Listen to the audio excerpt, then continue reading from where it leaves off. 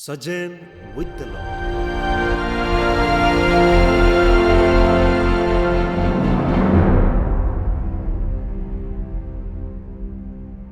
Once, all villagers decided to pray for rain. On the day of prayer, all people gathered together, but only one boy came with umbrella, and that is faith. Every night we go to bed. We have no assurance of to wake up alive next morning, but still we set alarm for tomorrow, and that is hope. Today, the Holy Catholic Church gives us a beautiful gospel passage to ponder over the cardinal values such as faith, hope, and charity.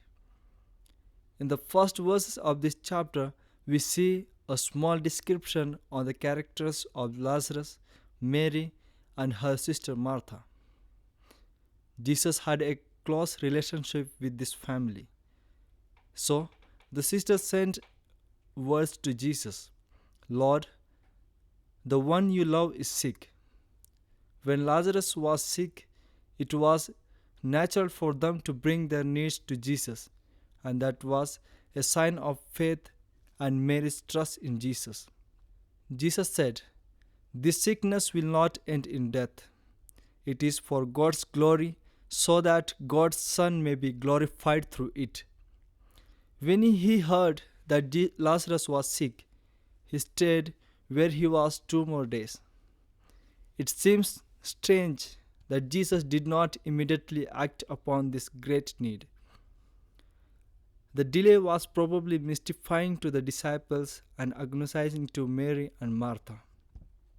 This is what Jesus promised them, and this was a sign of hope. Let us turn to ourselves.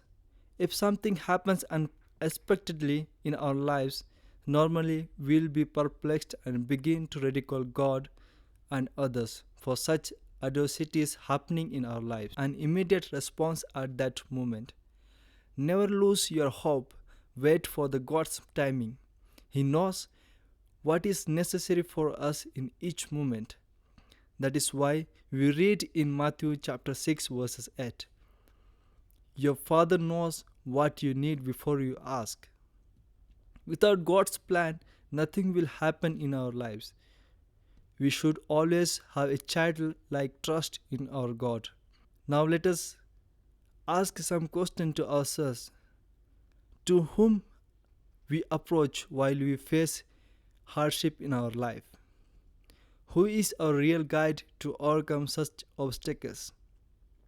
Are we capable to perceive God's vision even in the midst of all miseries?